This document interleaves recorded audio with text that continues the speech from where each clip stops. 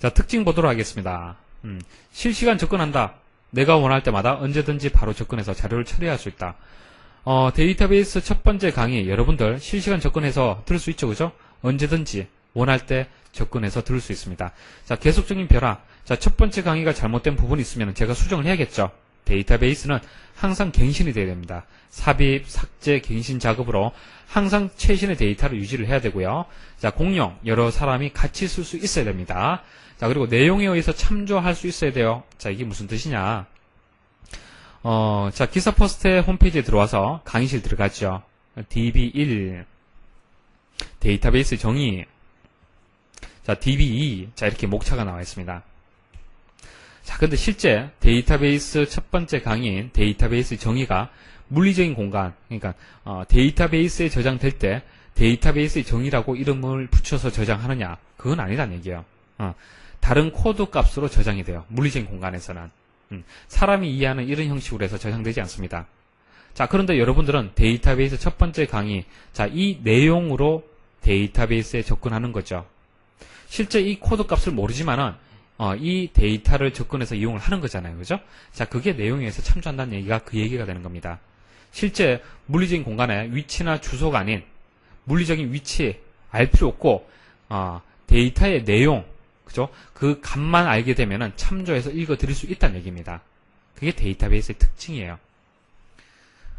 자, 그 다음 오답으로 자주 출제되는 것이 비용이 감소된다는 얘기는 틀렸습니다. 파일 시스템에 비해서 데이터베이스 시스템은 비용이 증가돼요. 여러 가지 장점이 있는 대신에 비용은 그만큼 증가가 됩니다. 그거 하나 주의를 하시고요. 자, 다시 한번 정리를 하면 데이터베이스 시스템의 구성은 DB 사용자가 있고 데이터베이스 관리 시스템, 데이터베이스가 있는데 데이터베이스 사용자는 여러분들처럼 일반 사용자가 있어요. 일반 사용자. 우리 기사 퍼스트에 들어와서 정보 처리 기사라고 검색을 해서 관련된 글들을 조회할 수 있죠. 자, 일반 사용자가 있고요. 그 다음 응용 프로그래머. 응용 프로그래머는 기사 퍼스트의 홈페이지를 만드는 사람. 홈페이지를 만드는 사람. 그 다음 DBA는 데이터베이스를 만드는 사람. 데이터베이스를 만들고 관리하는 사람을 우리는 데이터베이스 관리자라고 얘기합니다. 그래서 데이터베이스 사용자라 그러면은 응용 프로그래머, 일반 사용자, 관리자가 다 포함이 돼요. 자, 응용 프로그래머는 홈페이지, 기사 퍼스트의 홈페이지를 만들어서 이 홈페이지하고 데이터베이스를 연동할 수 있도록 이렇게 연결해주는 그런 역할을 하는 거고요. 자, 일반 사용자는 홈페이지에 들어와서 이 연결되어 있는 통로를 이용해서 데이터베이스를 이용하는 거고, DBA는 이 데이터베이스를 설계하고 만들고 관리하는 사람이에요. 자, 이렇게 세 가지가 있습니다.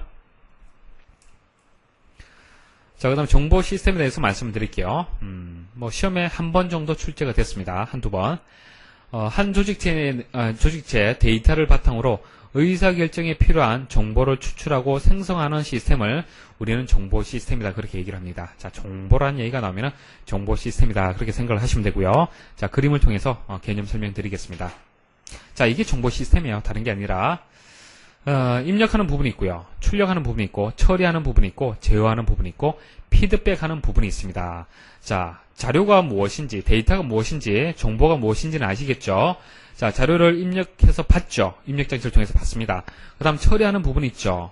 그 다음 출력하는 부분이 있는데, 처리를 할 때 어떻게 처리를 하라라는 지시를 하는 제어 장치라는 게 있어요. 제어 장치. 그 다음 처리해서 나온 결과가 마음에 들지 않는 경우가 있겠죠. 그때는 피드백을 합니다. 되돌려요. 되돌려서 다시 입력을 해서 다시 처리하는 겁니다. 그게 피드백이에요. 이것을 우리는 정보 시스템이다, 그렇게 얘기를 하고, 시험에는 이렇게 블랭크로 만들어서 찾아라 라고 시험에 나온 적이 있습니다. 자, 그 다음 자료 처리 시스템이 뭐냐면요, 이 부분 정보 시스템에서 처리하는 것이 한 가지 방법만 있는 것이 아니라 여러 가지 방법이 있습니다. 처리하는 방법이. 자, 그 방법에 대해서 말씀을 드리겠습니다. 자, 자료 처리 시스템의 종류에 대해서 말씀을 드리겠습니다. 자, 일괄 처리 시스템이 있고요. 자, 온라인 실시간 처리 시스템, 그리고 분산 처리 시스템이 있습니다. 일괄 처리 시스템과 온라인 실시간 처리 시스템의 차이점을 여러분들 먼저 이해를 하셔야 돼요. 자, 일괄 처리. 자, 말 그대로죠. 한 번에 모아서 처리한다는 얘기입니다. 자, 예를 들어서 급여를 계산하는 경우를 한번 생각을 해 보십시오. 자, 급여를 하루 일당 기준에서 지급을 할 수 있지만은 일반적으로 30일을 기준해서 급여를 지급을 하죠. 맞습니까? 하루하루 계산해서 지급하는 것이 아니라 일반적으로 30일을 기준해서 30일이 지나면은 이제 급여를 관리하는 거예요. 그죠? 급여를 처리한다는 얘기입니다. 자, 이게 일괄 처리 시스템이에요. 자, 그 다음 온라인 실시간 처리 시스템. 기차 예매를 생각하시면 돼요. 혹은 은행 업무. 여러분들이 지금 돈이 당장 필요해요. 그죠? 그래서 여러분들 계좌에 접근을 해서 출금을 시킵니다.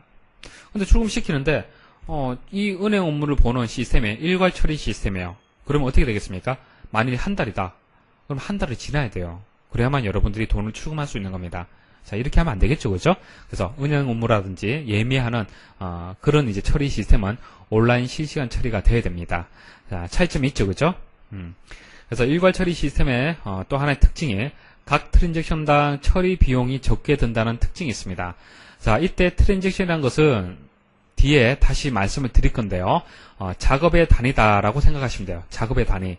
여러분들이 은행에 가서 돈을 출금을 하죠. 출금을 해서 돈을 손에 쥐었을 때 그것을 하나의 작업의 단위라고 볼 수가 있습니다. 논리적으로. 그래서 데이터베이스에서는 그런 것들을 우리는 트랜잭션이다 그렇게 얘기를 해요.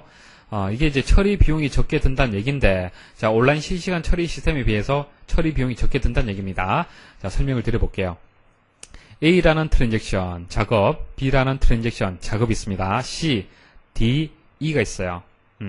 자, 이것을 일괄 처리할 때와 온라인 실시간 처리할 때의 차이점을 말씀드리겠습니다.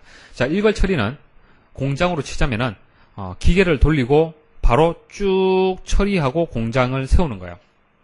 자, 온라인 처리 시스템은 기계를 돌리고 쉬고 또 돌리고 쉬고 또 돌리고 쉬고 돌리고 쉬고 이렇게 처리하는 겁니다.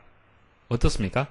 자, 공장을 기계를 한번 가동시키는데 많은 비용이 든다고 봤을 때는 어떻게 되겠습니까? 일괄 처리 시스템이 아무래도 처리 비용이 적게 든다라고 볼 수가 있겠죠. 맞습니까? 자, 그렇게 이해를 하시면 돼요.